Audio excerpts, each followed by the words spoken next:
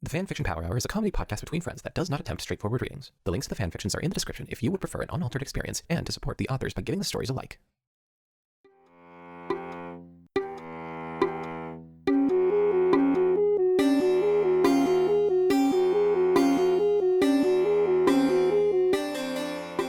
Hello, everybody. Welcome back to Jen and Wizzy's Fanfiction Power Hour.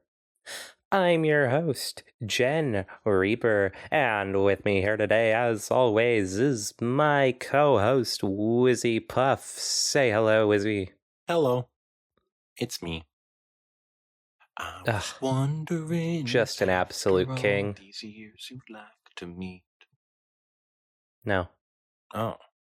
Okay. And today, that's right, we're going to be doing something very special. We are going to be reading The Celestia Code by Esau. Oh. But not just any The Celestia Code by Esau. We are going to push through the last 2 chapters. Wow! Jesus fuck. That wasn't even loud. It was to me. Really? I mean, it must have cut off some, build-up or something. Oh no, there was no build-up. Because it was just 0 to, 78 real quick, man. That won't make much sense on the actual episode because they're not listening to what I'm listening to. Yeah, they get to listen to the beautiful edited version with noise normalization or whatever. Blech. Gross. I prefer my Ross and Wizzy's God damn it. I prefer my Jen and Wizzy's Fanfiction Power Hour raw and hard. And yet we still haven't actually done a sexy fic. There were a few that got close. That's true. Rainbow Dash kissed herself or whatever in one fic. Oh my god, what was that? Rainbow Dash doesn't know what hooves are, I believe. Oh, yeah, that's right. Yep. All right. Let's go ahead and get into The Celestia Code. Chapters 21 and 22 recap. What happened last episode, Wizzy? Oh no! I have no clue what happened. I guess it probably went Twilight revealed her plan to strip the cornucopia of its armor and then remove the dark magic by lining the whole chamber with wires that would drain the whole crystal. So she brings the whole group down to the crystal and she begins performing the whole thing, setting up the spikes, setting up the wires, draining the crystal, and then it destabilizes and the whole ceiling falls in. Yeah, that was fine. She was handling it. But then changelings break into the hole in the ceiling. They start flying in and attacking her and ruining the whole plan.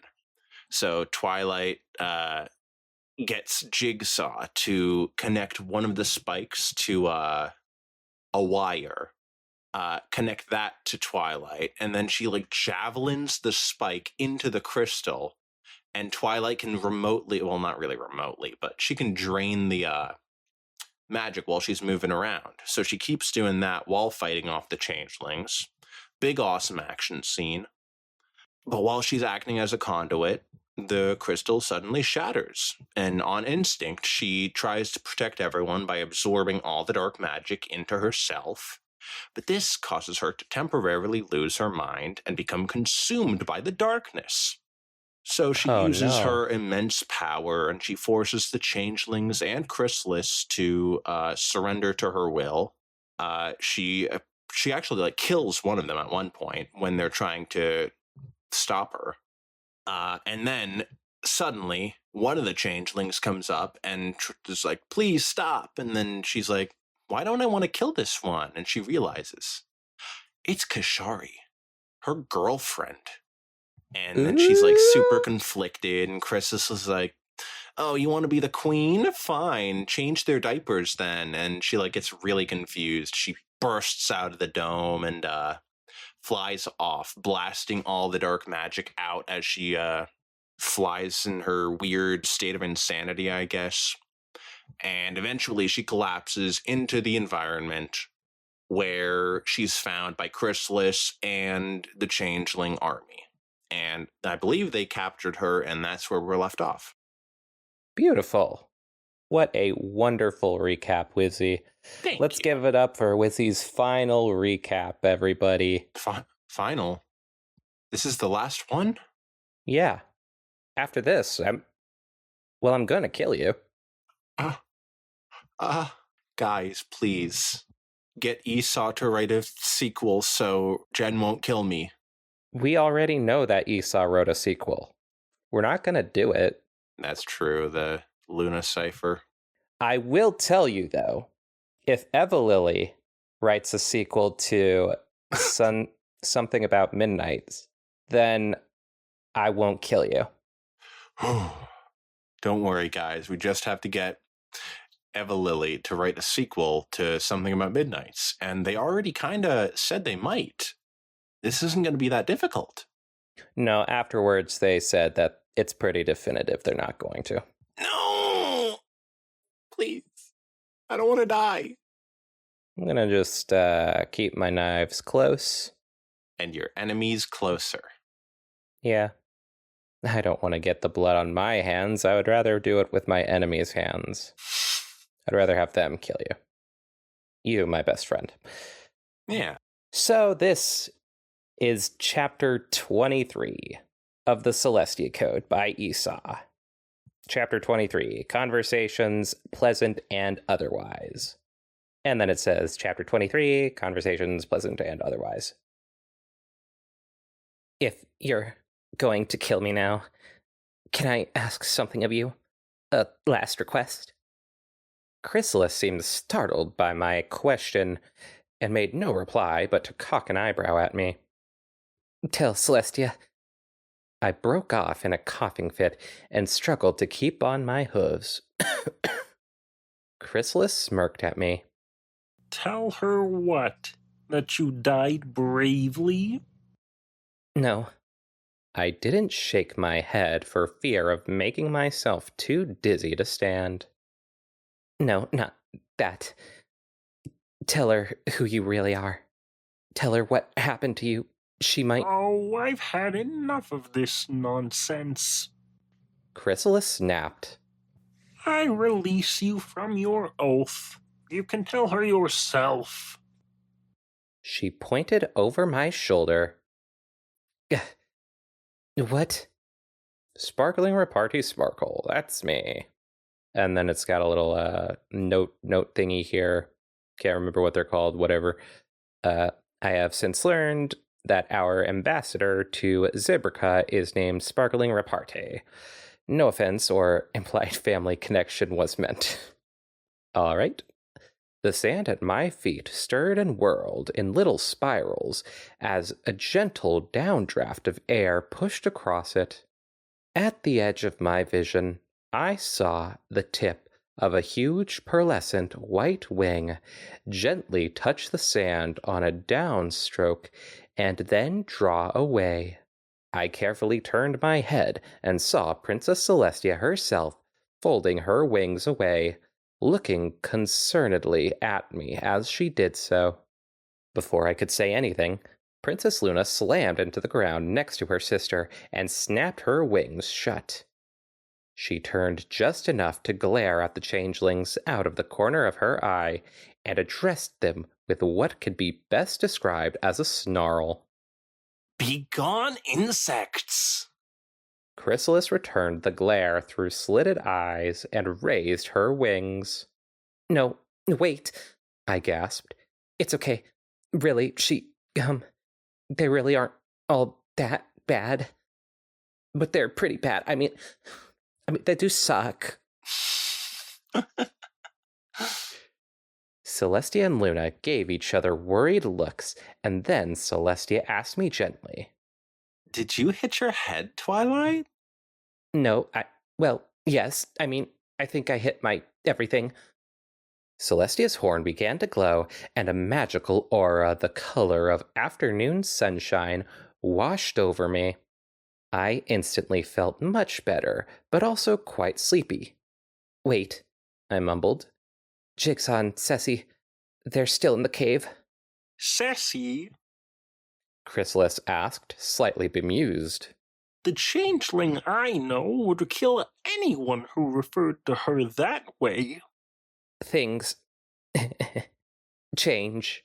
Ling. Wink. Oh my god. That was too good. Man, your writing is a step above Esau's. Yep. I'm sorry, Esau. I just kind of am better. Amber Spark. Things change, I said, then yawned hugely. That's how Twilight yawns. That was so good. Where is this cave? Luna asked. I will rescue them. General Kashari. Chrysalis ordered with a sigh in her voice. Show the princess to the cave. My study buddy must have gotten a promotion. I was going to congratulate her, but the horizon went all wobbly and my eyelids became too heavy to hold open.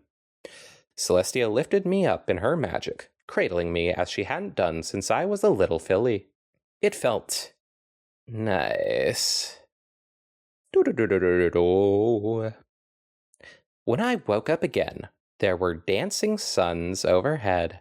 A gentle breeze made the silk fabric of the pavilion slowly ripple, moving the decorative border in long waves.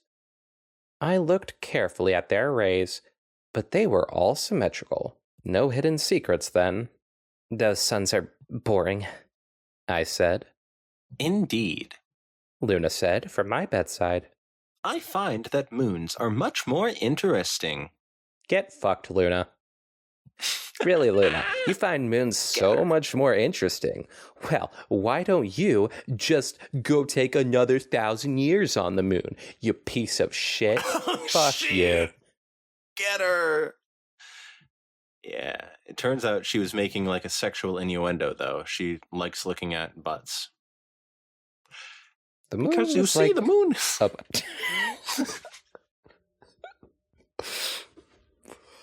Oh, God. I looked around. I was in one of Celestia's big field pavilions. It was sparsely furnished, but richly decorated. Light linen curtains divided the space. I was into a sleeping area, but were pulled back to allow the breeze in. There was no pony else present. Where are we? Sometimes the most obvious questions are the best ones to ask. Still in the desert city. Luna put her book down and gently brushed me with her magic, the way a Pegasus or Earth Pony mother might hold a hoof to a sick foal's brow. You have healed well, I think. Where is every pony else? Sister and the Bug Queen are holding council. Luna replied with obvious disapproval in her voice. Your friends are likely exploring what's left of the city or each other. Oh. That is all they have done. Besides, take their turns at your bedside these last 3 days. A wave of panic rippled over me as Luna's words set in. How much had I missed? Yes, 3 days. Twilight Sparkle. You needed the time to let the healing magic work. We have brought some of the household guards and traveling things to make it comfortable during your recovery. Chrysalis is talking with Celestia? I asked. That's good news. Luna gave a non-committal grunt and asked. Jigsaw's companion. She was truly one of those parasites? Definitely, I assured her. She is now wholly a pony. Instead of a holy pony. Ayy! Oh! Got her. Because changelings are highly religious, you see. Oh my god. She is now wholly a pony. By any measure, sight, touch, or magic, 'tis passing strange. I sooth, I replied, grinning. Ah, Said Luna. mockery, you are feeling better. I grinned fondly before realizing exactly how much I owed the mare in front of me. You saved me, Luna. I want to thank you for that. She waved gratitude away with an errant flick of her hoof. I think the insects would not have slain you, even if we had not arrived when we did. That's not what I meant. But how did you know to come charging to the rescue? We felt it. Twilight sparkle. When you unleashed the dark magic, every unicorn in Equestria took note. Oh, great. I'd perturbed the entire kingdom. Again, I hoped that no unicorns had been lifting anything heavy or fragile when the magical pulse hit them. Ugh. Well, if not for the dream you sent me, I wouldn't have been able to deal with the dark crystal. The armor idea is what did it. Yes, that. I definitely did that. Luna paused to collect herself, which was very unlike her. That was not I, nor was it wholly a creation of your own mind. Nor was it a holy creation of your own. Oh, double boom. Can we get the triple boom? Are they going to say the word holy one more time? Let's hope so. So the dream wasn't sent by Luna? I guess not. Okay, let's find out. Nor was it wholly a creation of your own mind. As I first thought, it was truly her who trod your dreams. The nightmare? What? Wait, Nightmare Moon?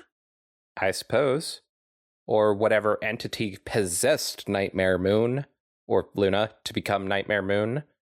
Sort of like a helping Luna sort of thing.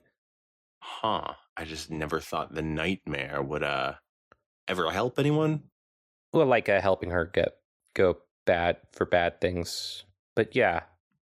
Oh, that actually makes sense. Yeah, it's what convinced her to do the thing that made her absorb the dark magic. We see your game, Esau.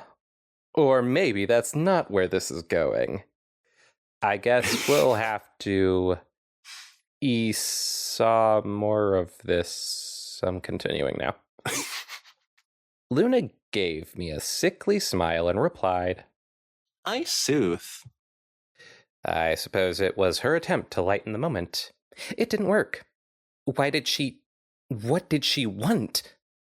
I do not know, and that troubles me. She has done well by you, but hers is not a generous spirit. It will have been but one small move in an invisible game.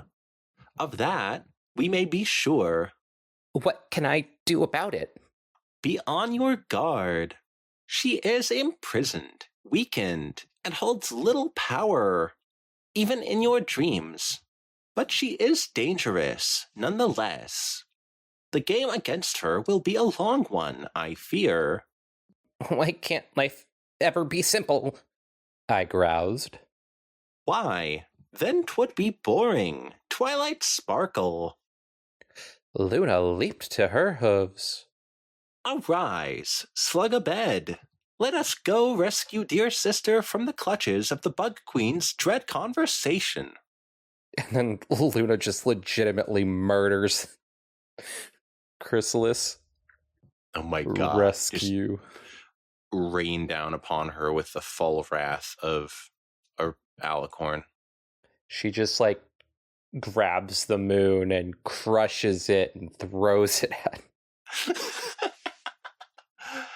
Oh god. It turns into the Majora's mask moon. Just eats her alive.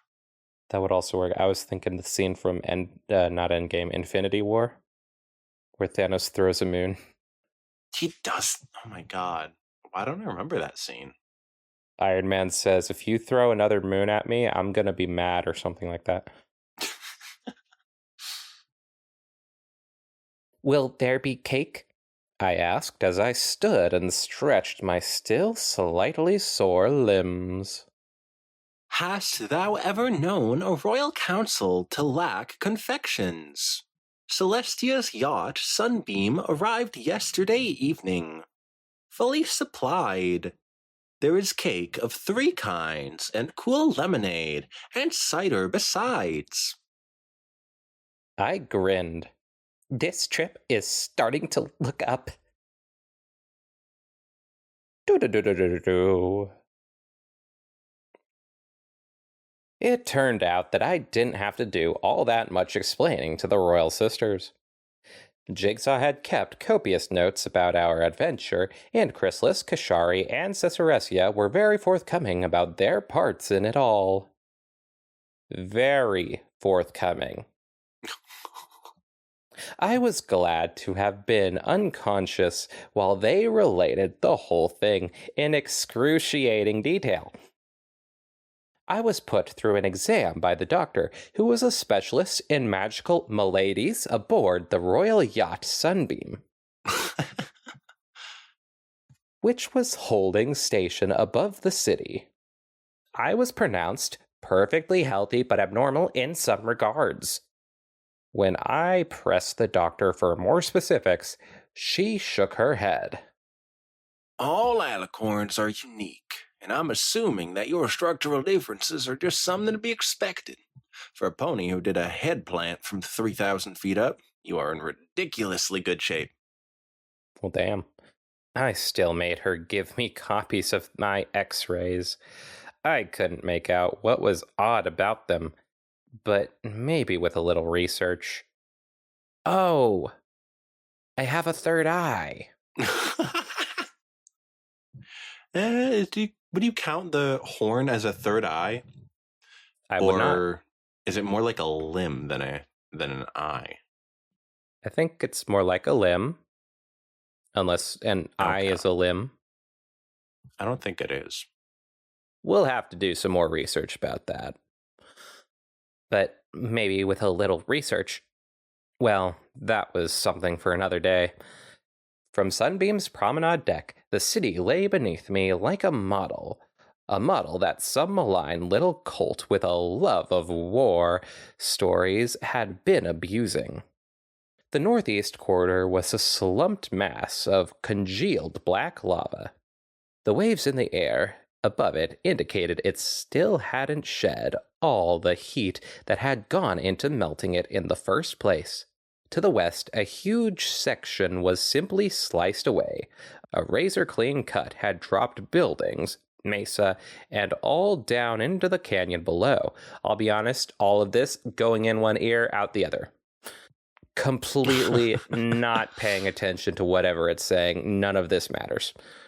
Of the part that was left, which was less than a third of the original city, in my estimation, not much was in very good shape.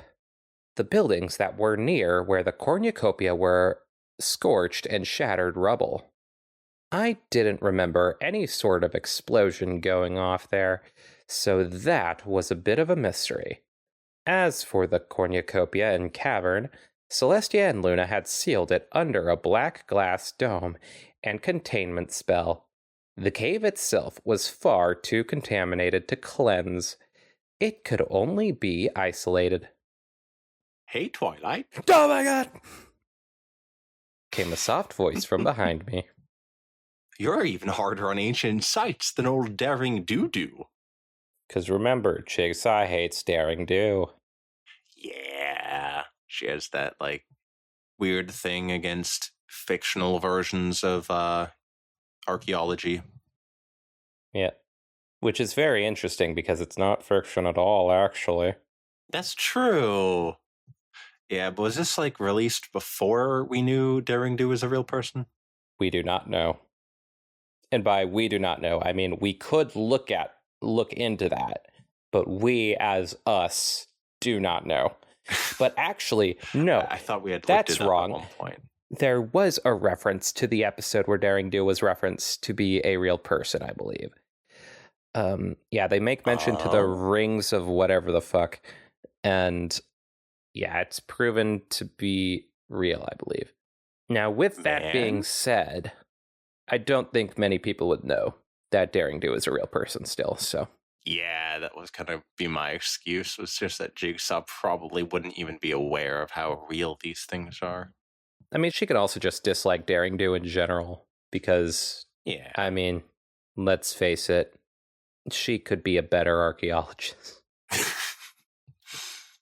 Okay, but at the same time, she did say that she didn't like her because she embellishes her stories. That's true. I assume. I can't remember. And I have binged this. I remember the scene. It was several something times. like that. Oh, dang. I need to get on your level. Yeah, you do. I grinned and turned to see Jigsaw and Celestia approaching around the curve of the airship's hull. Jigsaw had a many-pocketed vest and saddlebags on, and Ceci wore a light summer robe that was a surprisingly feminine choice of clothing for her. Ooh! You go, Ceci. It certainly showed off her legs, though. Ooh! Hello, girls. I greeted them. Been enjoying yourselves? Jigsaw grinned shamelessly. Yup, we sure have. Even so, I'm ready to go home. You haven't left much in the way of Norna rubble for us to explore, and I'm looking forward to showing Ceci around Canterlot. And my pants. Okay, and my pants. I'm gonna try and slow it down with the riffing for a bit. We're quite a bit into the recording. All right, I'm saying this for myself. You know, I said thoughtfully, you never told me what it is you've got against Daring Do. Well, there you go. It can't just be her propensity for property damage, and how is it that you know about her pen name? Jigsaw scowled. Oh, that. Yes, I replied, giving her a look that told her I wasn't going to let her dodge the question this time. That. She sighed. Dang, this is actually really funny how they're just going right to explain this stuff when we're questioning it at the same time. Good writing. It just goes to show you, we are like Esau, just slightly better. Yeah, we're like Esau and Gogeta combined into one. Yes. And then separated again. A.K. Yearling was my thesis advisor. Her nom de guerre was sort of an open secret in the department. I'm assuming that's pronounced nom de guerre or something French, but I don't care. Oh, you hear that? Wizzy doesn't care. There was a long pause. Go on. Well, this was before the return of Princess Luna, and old Dudu was pretty much instrumental in the choosing of my topic for my thesis. Another long pause. I raised an eyebrow. Luna would have been proud of me. Okay. Jigsaw snapped and spit the rest all out in a rush. The title of my thesis was The Lunar Legend, an equinomorphic personification of adolescent jealousy. And it was published by the University Press just 1 week before Luna came back and made me look like a complete idiot. And Professor Yearling thought it would be a hilarious prank to send a copy to the princess. Aw, that's so messed up. Damn.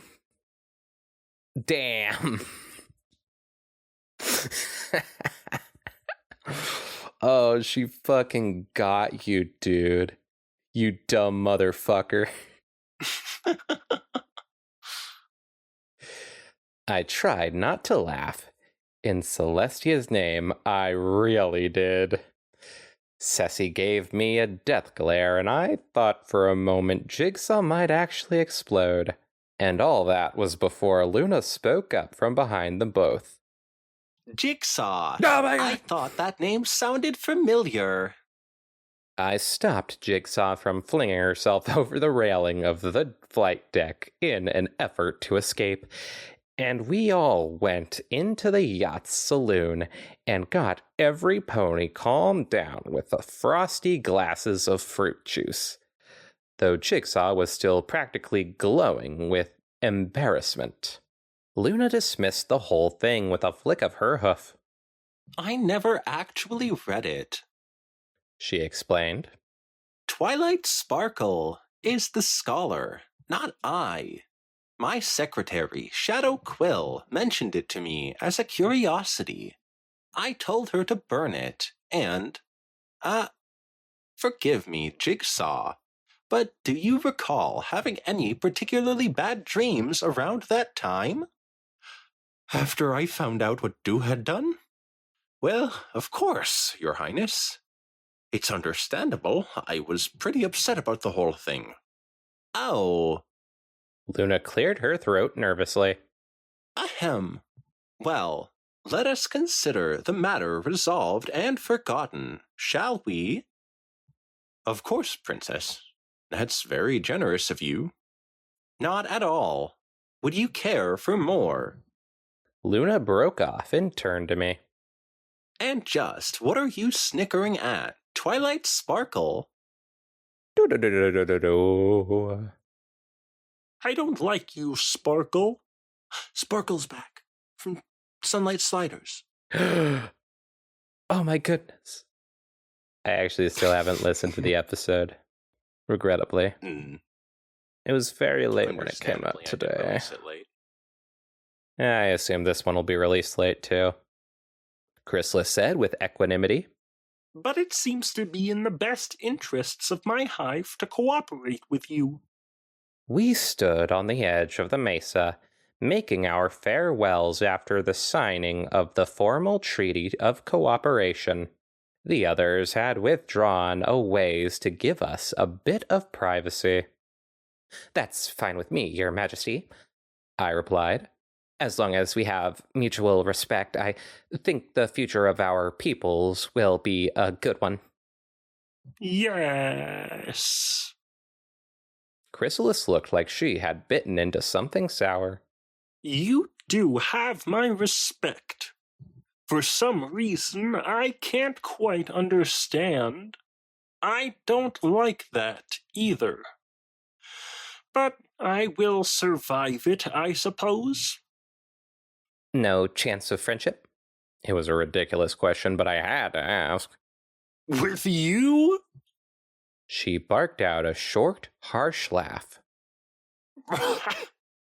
As many times as we've tried to kill each other, I think that's not very likely.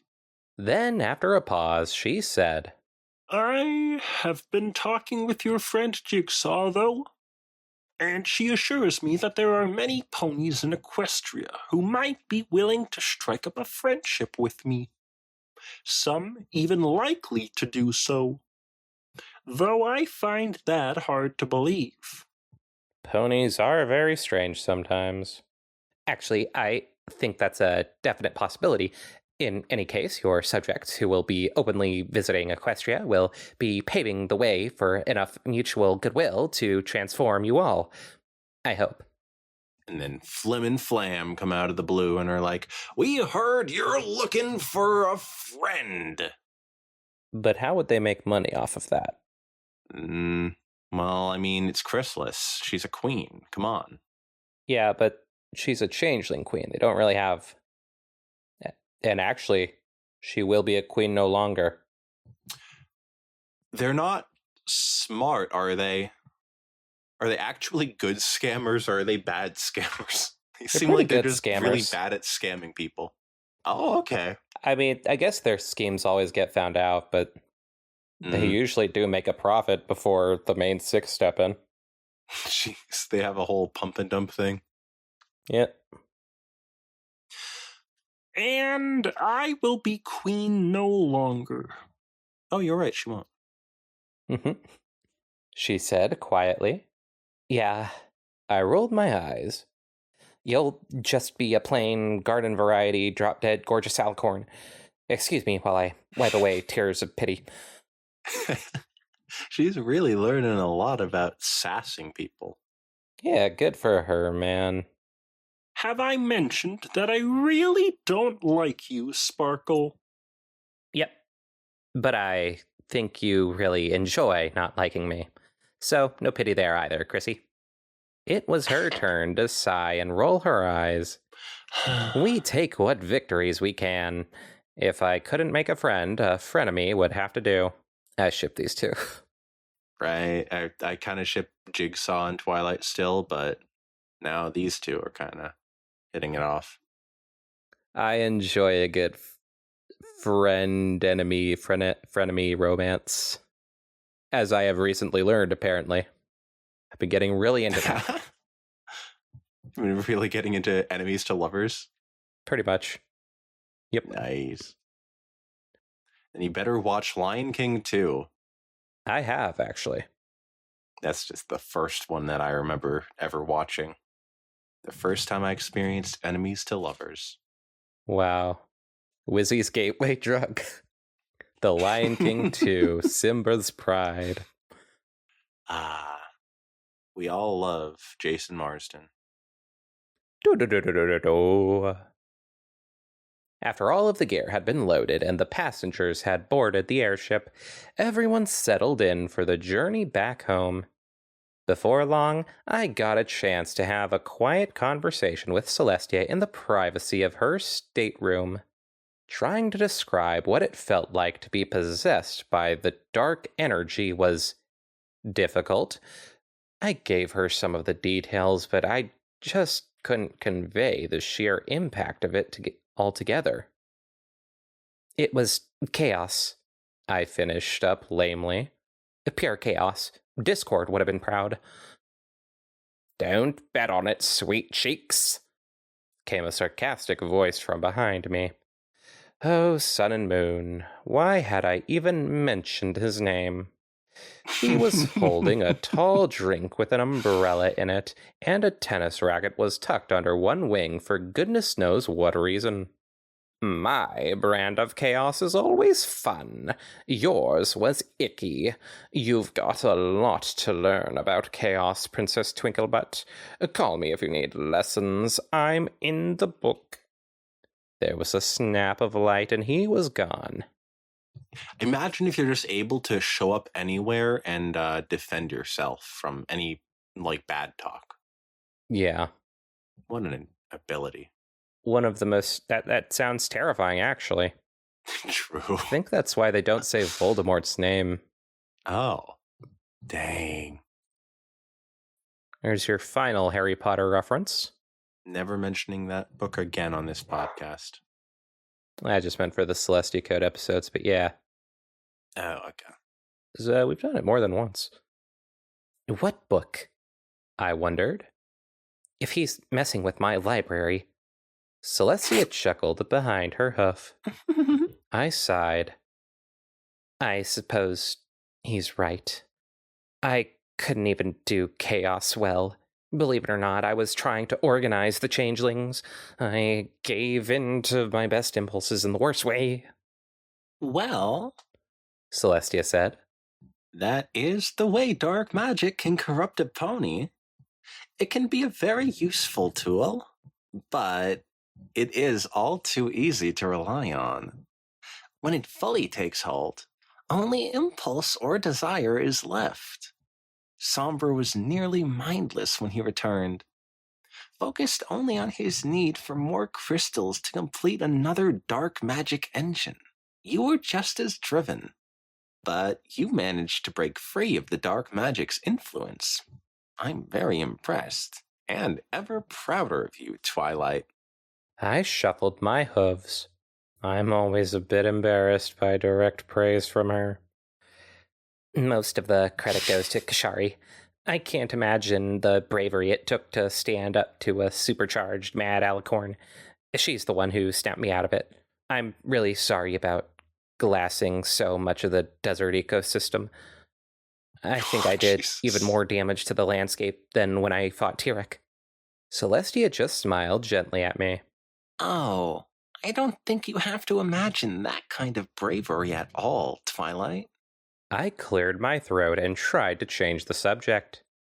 Speaking of Samra, it's lucky for us that the city didn't send out more warriors to set up other dark outposts. He must have left the city just before Chrysalis and her swarm drained all its ponies of love. Or just after.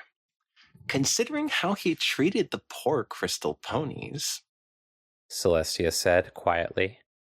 Oh, trust her to be able to put her hoof on the heart of a matter. Power untempered by love. I shuddered. It was Celestia herself who changed the subject then. She could see I was getting moody and began to entertain me with the latest gossip from the capital. We chatted happily until she had to lower the sun.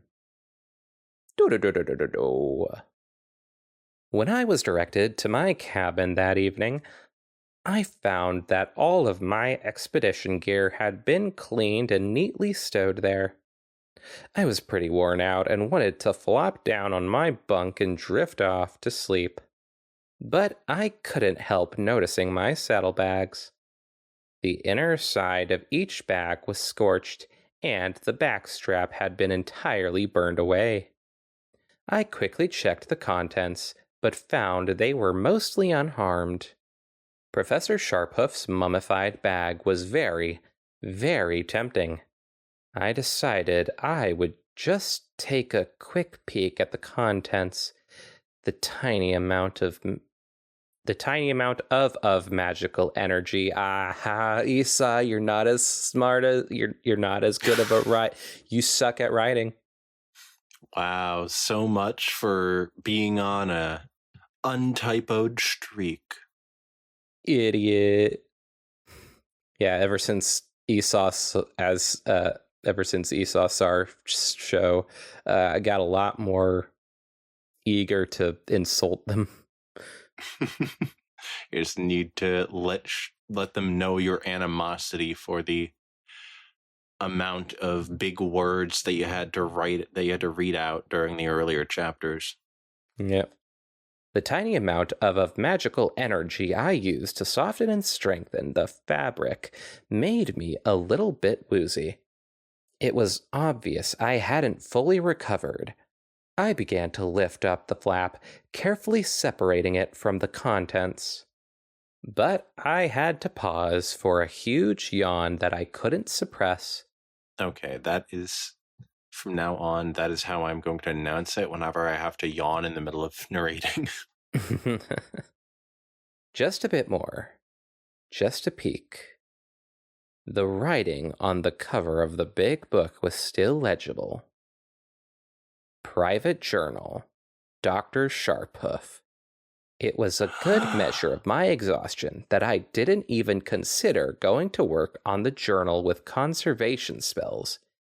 At that point, I was completely unable to keep my eyes open. It would have to wait until the next day. I fell asleep to the soothing hum of Sunbeam's engines as we flew on into the night. Author's note. Thanks again to Gogito for another fabulous editing job. This story would be much poorer without his assistance. Go, Gito, go! Go, Gito, go! And also thanks to Jen and Wizzy for pointing out the dumb mistakes that you've made and left in. Don't drag me into this. I would only give the most constructive, soft criticism to Esau. Esau, you're a coward. I got to read Sunlight Sliders. I didn't have to be the one narrating all the complicated writing in this. All right, and then there's like this little kind of like the actual map. I don't know if this is Wait. let's see here. Here's the underworld gate. That's the gate that Twilight went to. That showed as an upstream error for me at first.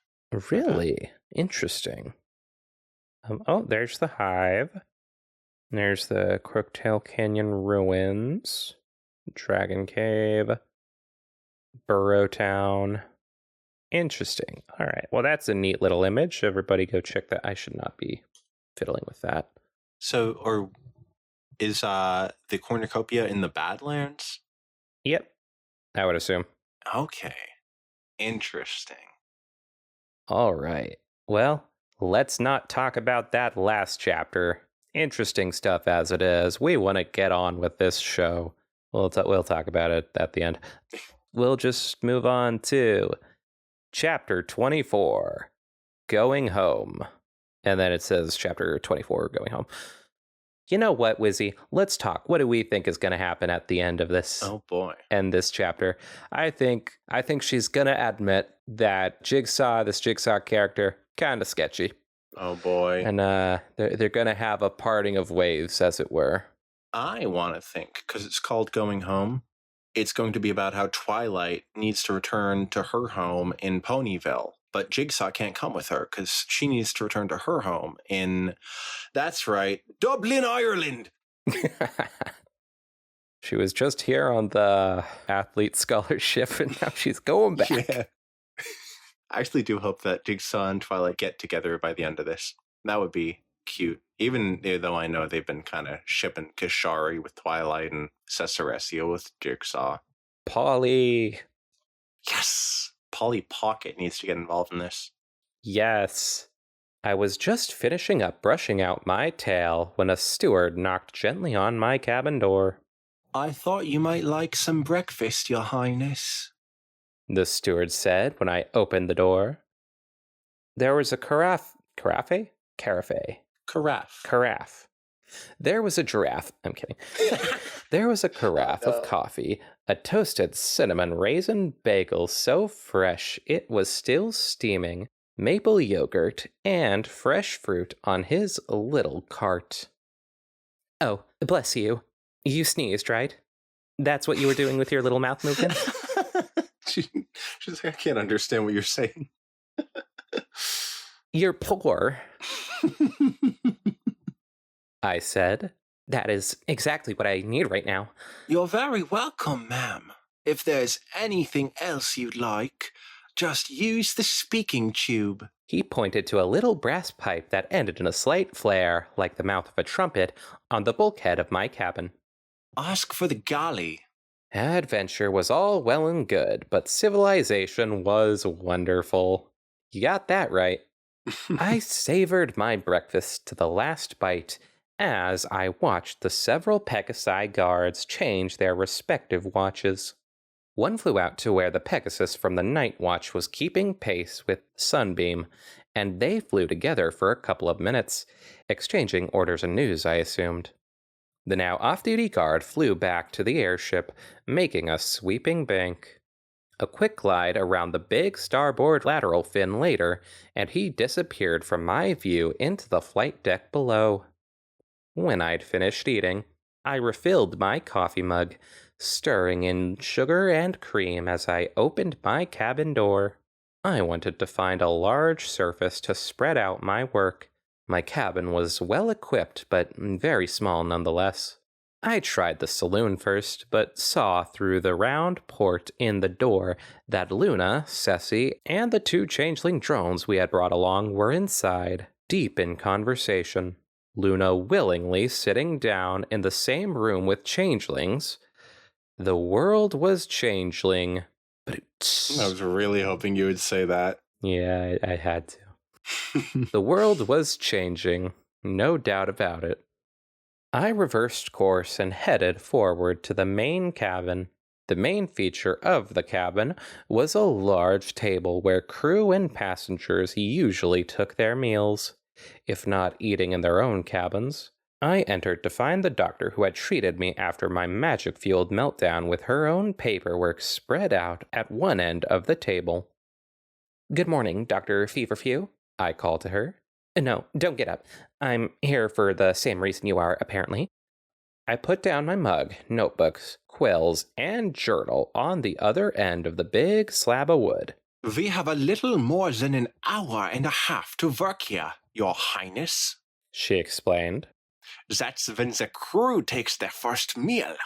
"That's fine. I'll probably need a break by then anyway." "Twilight? Break?" Womp womp. She nodded and went back to her own work. It only took a few minutes to return the pages and cover of the journal to strength and flexibility, but the binding was decayed beyond repair. So I had to deal with loose sheets. I used my quill to number them as I read, so that I could put them back in order if need be. The reason for Sharphuff's rebellion was soon explained. Her expedition had discovered the cornucopia and were able to use it, but they never understood how it worked. The food that it produced for the members of the expedition allowed them to stay in the city for many months longer than they had planned. At first, they thought they had made a wondrous discovery that would change all of Equestria. Then, when they uncovered documents that revealed Celestia knew about the cornucopia, they wondered why she hadn't shared a bounty of riches with her subjects. And slowly, day by day, Professor Sharphuff's quill work changed. It decayed. Soon, the speculation in her journal was as to why Celestia was deliberately denying her ponies the wealth that was free for the taking. The members of the expedition began to believe that the propaganda of the ancient unicorns must have some basis in fact, and that Celestia might be a tyrant behind a mask of kindness.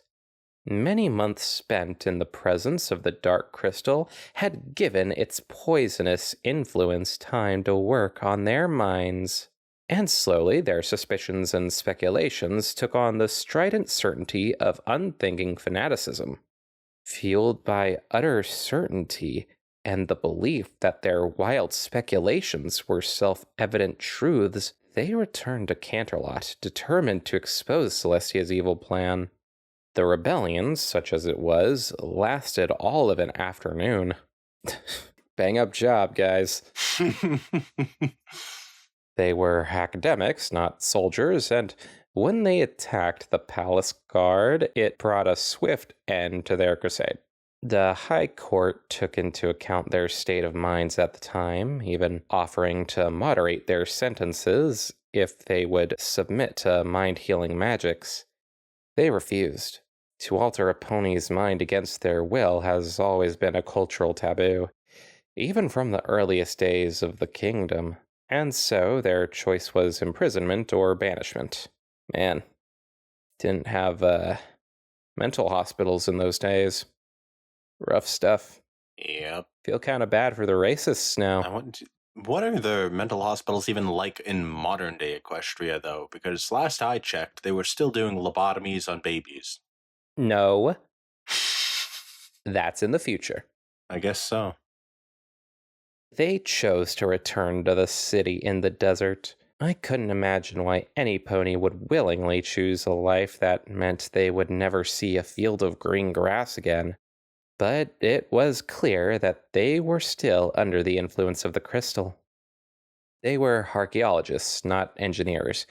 When they discovered the trove of technical books, they couldn't use or even understand most of them. But Sombra's book, they understood. The mind-altering properties of the crystal evidently continued to erode Sharphuff's sanity in a horrible feedback loop, and by the end of the journal, the text was barely legible. There were long sections of paranoid ramblings about the need to hide and preserve the truth, about the assassination teams that Celestia had surely sent to prevent them from freeing all ponies from solar tyranny. and about the generations to come that would treat the journal as a holy book once the world was back under the rightful domination of the unicorn tribe.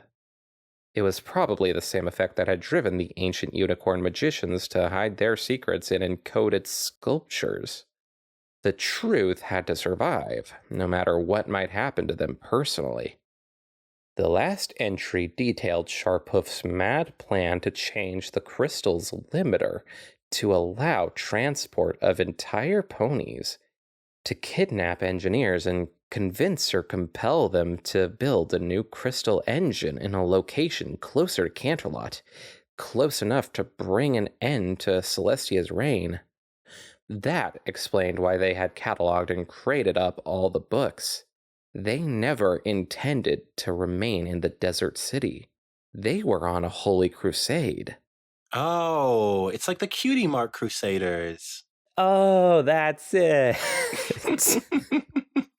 More like a holy crusade, if you're trying to make a crusade complete.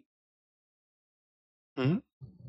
It's a reference to earlier with the holy thing that Luna kept saying. Oh my god. Way too slow at that. It's all right. No, it wasn't great. Could have done it better. With the poison built into their greatest creation, the ancient unicorns caused the downfall of their own civilization. But worse than that, the evil lived on, claiming more lives long after the city had fallen to ruins. When Sharphoof had reached out to free the crystal from its constraints, well, I hoped that she had been so insane by then that her death had been a mercy. Fuck. God. Your Highness, are you in pain? I blinked and looked up at the doctor standing by my side. I hadn't realized until then that I had been crying. No, I'm all right, I said as I sniffed and wiped my eyes. I waved a hoof at the loose pages spread across the table. Just a very sad story. An old stupid tragedy that didn't need to happen. If you would like to come back to sick bay, I could... No, really, I assured her. I'm fine. I teleported my papers and quills back to my cabin and stood up. I left the mug where it was. The coffee had gone cold. Your Highness, the doctor said in the sort of gentle, stern tone that doctors everywhere used on their uncooperative patients. According to your friends, before you blasted a crater in the desert with your skull, you were channeling so much magical energy that you lit up like a small sun. You were throwing off streams of pure force from your wings and hooves as well as your horn that pretty much annihilated anything they touched. Why you're not now a princess-shaped lump of charcoal is a mystery that I am completely unable to fathom. So, if you won't be sensible and go back to bed for a month, will you at least promise me to try to take things easy? I am so sorry to everyone listening, by the way. He isn't. I'm not one bit. He hates you all, actually. Okay, not all of them. Just the cishet ones. Oh. Get fucked, cishets. Not a single person was offended listening to that. How many cishet people even watch this, or listen? My mom, that's who. Oh. Hello, Wizzy's mom. He hates you. Wop, wop, wop, wop, wop. I'll try, I said, smiling sheepishly as I was reminded once again of how lucky I was to even be alive. Dr. Feverview didn't smile in return. Thank you, Your Highness. She pushed her glasses back up her nose and went back to her paperwork. I rushed out of the main cabin and went forward, not really heading anywhere, when I saw the unicorn guard in the mirror-bright armor outside the door to the observation lounge. I knew Celestia must be inside. The guard clicked his rear hooves together and saluted smartly. Reminders that Sunbeam, despite all her sumptuous luxuries, was still indeed a military ship. The guard moved to one side to allow me to enter the lounge and opened the door for me. I didn't really want to see Celestia right then, but I thought it would look silly if I just turned around and left, so I went in. She was surrounded with her own paperwork sorted into several neat piles on the desk around her. She looked up, a welcoming smile on her face, and then the smile disappeared to be replaced with a look of concern. She moved the papers aside and placed a large cushion next to her, opening one wing in a beckoning gesture. Come here, Twilight. Tell me what's wrong. She didn't ask me if I was sick or hurting. One look and she knew what was wrong with me wasn't physical. With a comforting wing wrapped around me, she let me babble for a while, directing my rambling with a few soft-spoken questions from time to time, until I started to run down. So many poor ponies have suffered for no good reason, and the changelings too. It isn't fair. I don't know exactly what sort of reply I expected from Celestia, but it certainly wasn't what I got. You are a princess of the realm now, Twilight, she said in a serious tone of voice. You cannot afford a naive view of the world. She rose and walked forward until she was gazing through the big, curved windows at the land slipping by beneath us. It is our duty to see the world with unclouded eyes. Our actions must be guided only by what is real, not what is expected, desired, or hoped for. I followed her and looked down. The countryside below was dry but much less arid than the desert behind us. There were copses. No. Esau. This one actually it looks so bad. There were copses of oak and cottonwood scattered along the watercourses. I estimated our position and speed almost by reflex. I calculated that we would make landfall at Canterlot sometime in the early evening. Then, it's our duty as rulers to be strong for those who cannot be strong for themselves, to bear the burdens that our subjects hardly even know exist? I asked after a minute or two. Celestia nodded slightly. Yes, but that is only a small part of it. The greatest and most difficult part is to make sure that life is fair as it can be. The world is uncaring and unjust by nature. Kindness, loyalty, honesty. She broke off and gave me a tiny grin. All bullshit. Well, I'm sure you know the rest of the list. All of that, and more, comes from us. The world will only be as good as we make it. It is not an easy task. A beautiful rose seems like such a simple thing. Celestia continued, still looking at the countryside below. But it is the culmination of a long, long process, as any good gardener will tell you. Oh, like wallflower might? No, I just thought of her when I read gardener. Yeah, that's a good pull. So much goes into producing the best roses, and all of it must be done again and again, all building anew. Each year, siting, nourishing, watering, protecting from parasites, and pruning. All necessary. A lapse of attention, a period of neglect, and years of work will slip away. God, I know how hard it is to take care of roses. The elements of gardening, siting, nourishing, watering, protecting from parasites, and pruning. Oh my God. My wings suddenly felt a lot heavier. You have the strength. You have the intelligence. And you have the courage in you, Twilight Sparkle, with your scientific knowledge. you uncovered and destroyed a terribly dangerous artifact that I was only able to avoid and suppress for a few centuries. With the will to dedicate your life to the task, you will make Equestria bloom as it never has before.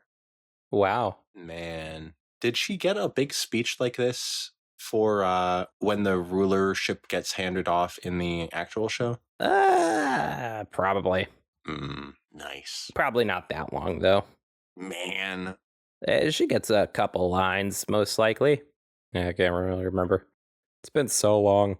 She makes more references about cake than flowers, but it's pretty much the same sentiment. Do. Epilogue. Judgment. She steals them all before I can get my share, the saffron-colored mare insisted. Then y'all ought to get up earlier, lazy bones, the aqua-blue mare replied. It ain't laziness. Sizzleberries don't ripen before noon. That marmalade you make isn't a patch on mine. I lifted a hoof to interrupt them before things could degenerate further and cleared my throat. I think I understand the problem, and I believe that there are a few possible solutions. Since the Sizzleberry patch is on Crown lands, I could grant the harvest rights to the highest bidder in a blind auction, or I could divide the patch into 2 equal parts, or I could hold a contest to see which of you produces the best marmalade and award the patch to the winner, or you two could merge your businesses and save a lot of expenses and capital costs. I paused to let the options sink in. Finally, one of them spoke up. Fuck you, Issa. Having to make us figure out which one is which. Which one are y'all gonna choose, princess? Oh, heavens. I'm not going to choose. Pause for effect. You two are going to make the decision. Huh?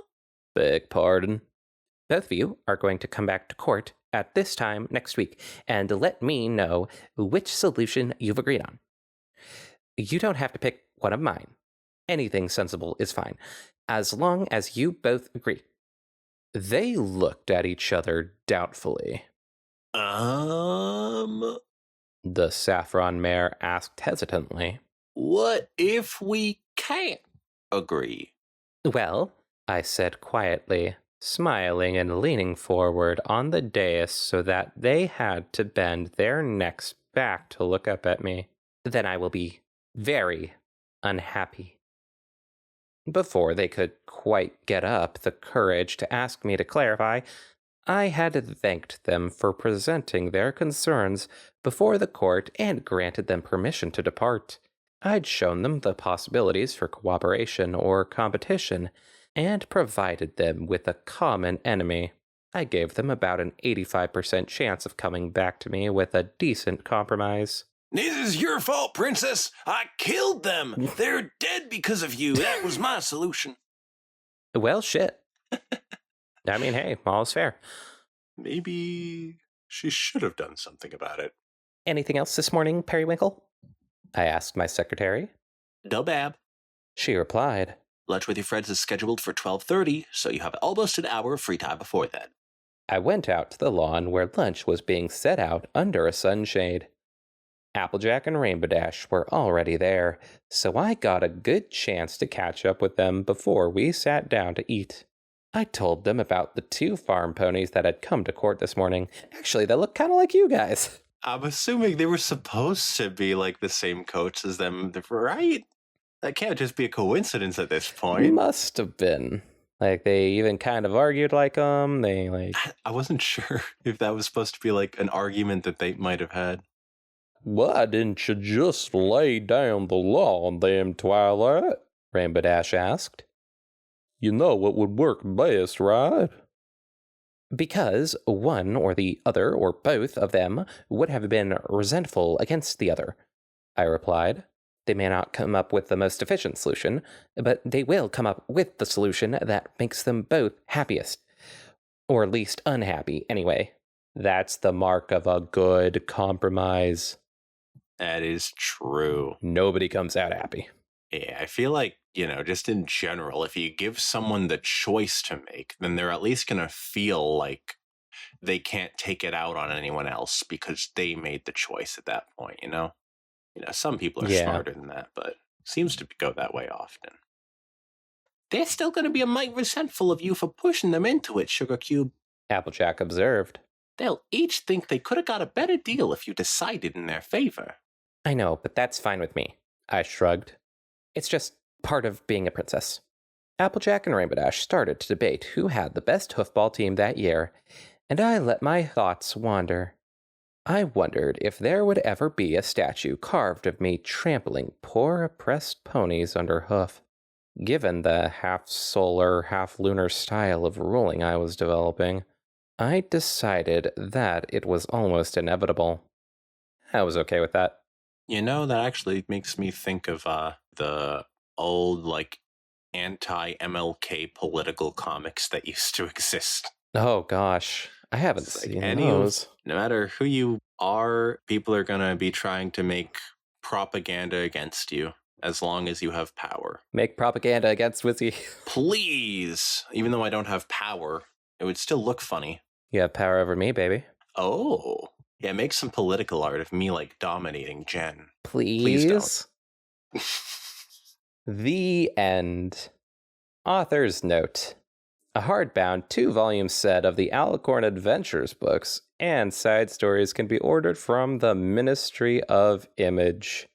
That's right, the Ministry of Image. Just gonna look through this for real quick. Neat. Anyways, not gonna do anything with that. Thanks again for all of the superb editing help from Gojito. And thanks to Present Perfect for the excellent revised edition editing. Wait, Present Perfect. Where do I remember their name from? Was it just from this novel? I think they said they hated us. Oh, that was them? No. They said, I don't actually want to listen to them when they heard what we sort of do. That's right. Which is riffing and stuff like that. They just want just the stories. But I believe we did read, coincidentally enough, one of their stories, which was Rainbow Dash doesn't know what hooves are. I believe that was them. Don't quote me on that. Oh. Yeah, that was them. Huh. What a coincidence. That is so cool seeing them pop up here. Yeah. For those of you who would like to try your hand at cracking or just using the Sun Code, here's the cover without little Princess Kickass in the way. Awesome. I'll use that. And here's the solution key. We have the little Celestia Code thing. And here's the solution key. We're not going to get into all this. It's just a bunch of all these are just pictures and stuff like that. Hey, it's been 2 hours since we started recording this. That is a cool cipher, though. That's really cool. I would love to check that out a bit later. And that was The Celestia Code by Esau. And if you want to get a little bit more specific, that was Celestia Code chapters 23 and 24 by Esau. The finale of the Celestia Code, and might I just say, what a finale it was. It wasn't like the epic finale that was last time. Yeah. This one was just the calm down, going home, epilogue of Lord of the Rings type of thing. And yeah, the first chapter don't have much to say other than it had a lot of boring descriptions of things. But also it did have some pretty funny moments, like with Jigsaw explaining why she hates Daring Do's guts, and she wants to kill Daring Do and stuff like that. That part was pretty funny.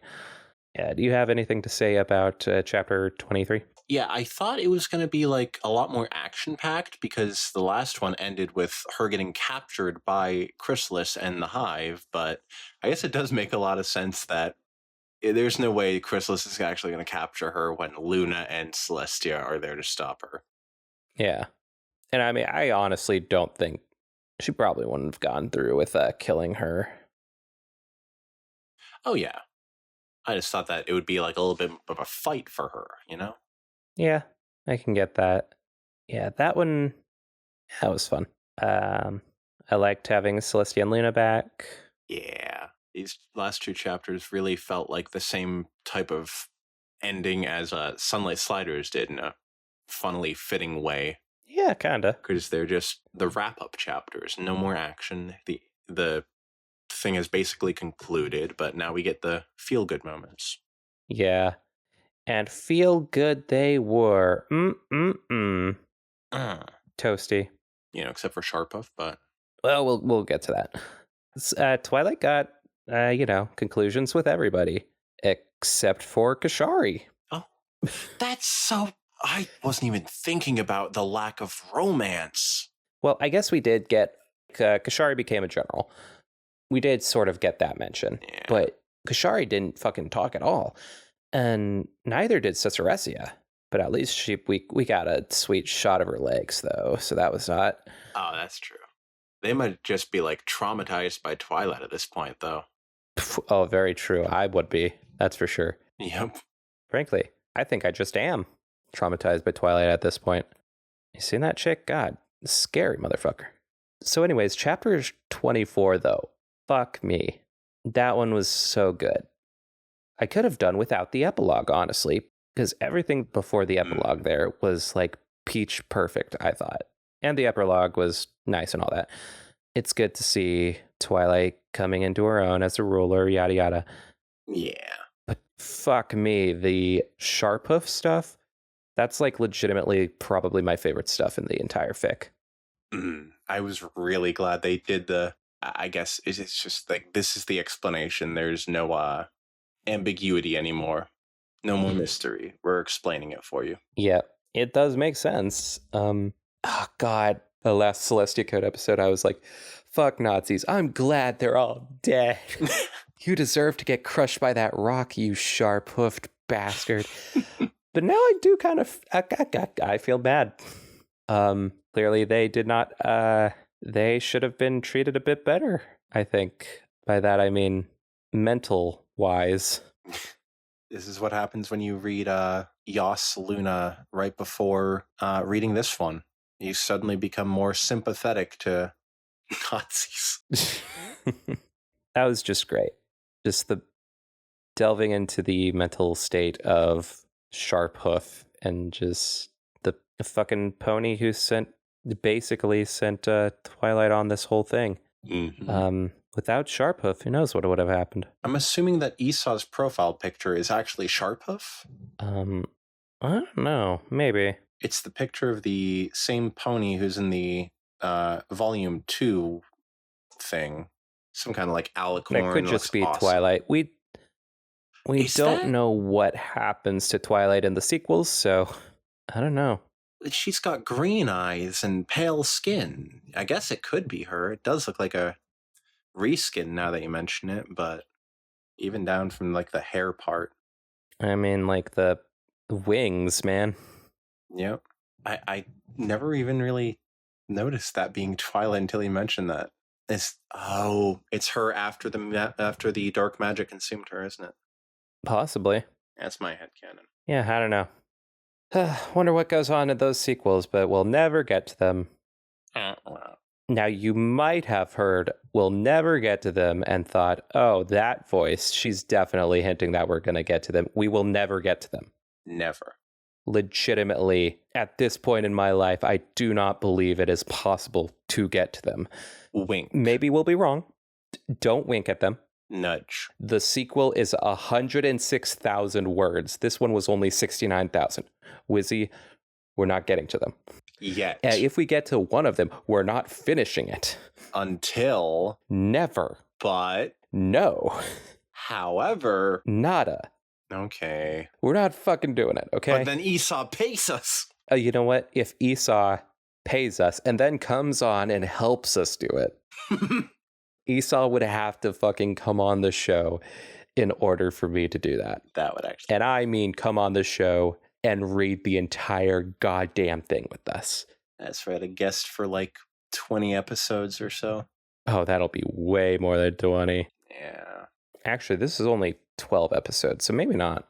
Or this is 13 episodes, I believe, the Celestia Code stuff. So, who knows? All right. Jesus. Thank you so much, Esau, for creating the Celestia Code. We absolutely loved it. Probably one of my favorite, definitely one of my favorite stories that we've read. Yeah, this one has been just... When I first started it, I honestly will say that, hearing Da Vinci Code fan fiction, boring. Not a Da Vinci Code crossover. Not a crossover, but Da Vinci Code fan fiction. I was expecting this to be like a little bit more boring than it actually turned out to be, but like from the first episode, I was, what's the word? It went past my expectations. Yeah, I was definitely hooked from like the first chapters that we were reading. After it introduced a hot Irish jock, yeah, you're not going to get me to stop reading. Yeah, I wish we had more Jigsaw at the end there. And I wish she turned evil. I do. Oh, well. Yeah, I wish it gave her more of like a wrap up like it did for Twilight. Yeah. She deserved it. Like, she was a huge part, and like, I don't know, I feel like half of this story was just delving into her fucking various mental bullshit. Yeah. Hopefully she comes back in the sequels that we won't read. Like the whole thing with her crying and begging Twilight to let her stay on the mission and stuff, felt like it would have led up to more of a nice finale for her as well. Yeah. I guess not, though. That's my biggest gripe, honestly, with these chapters. Oh, too Twilight focused. Yeah, no. I would say, as a whole, this is probably up there with, like, the best of the best. Maybe even top 5 fanfictions we've read, I would say. Maybe. That's a good chance, definitely. Although, having read both this and Sunlight Sliders, at the very beginning of starting this whole like big multi-chapter thing, I had said I want there to be a main character who dies in a tragic way. I still have not been provided this. Yeah, well, we'll try to find one with a sad tag, I guess. We'll figure that one out later on. I just want my heart for to our break. next multi-chapter fic. Next? Won't be next time, but I don't know, maybe in like a month or something. We'll start a new multi-chapter fic. Yeah. But yeah, this has been quite a few years in the making. Thank you so much, Esau, again, for creating the Celestia Code. Oh my God. We adored it. I saw, you saw, we all saw this wonderful story. We snaw. We snaw. It's too easy to make me laugh. And thank you so much, Gogito, the real hero of this story. Gogito, the champion. And I guess Present Perfect as well, or whatever. Yeah. She did fine. Pretty great. Thank you all so much for listening to the Fanfiction Power Hour. I hope you all binge listened to this so that you could see just how wild some of the changes are. The Twilight voice does not start where it ends. I want to say that my Irish voice got better. It probably didn't. It's been 4 years. Honestly, you were pretty stagnant through the entire thing. I don't know. Let's compare beginning Jigsaw with end Jigsaw. Just Tom, if you have the time, just let's get a clip of beginning Jigsaw. Well, ma'am, I can do it. My accuracy is only within 95%, though. So if you'd like one of these senior faculty... And then ending Jigsaw. Of course, Princess. That's very generous of you. There you go. Wow. Wizzy. What the hell happened to you, man? I grew up. Just listen to those. God. Boy never changes. Oh, I did grow up. I'm 25 now. God! Fuck me. I was 20 when I started this. Well, you were. You might have been I might have been 21. I don't know. You were 20 when we started this. I think we started in November. But wait, oh no, my bad. I'm thinking of Sunlight Sliders. I can't remember. I forgot that was started later. Yeah, we were probably 20. I don't know. Well, what a journey. I'm gonna have an existential crisis now, everybody. Good night. Good night. See ya.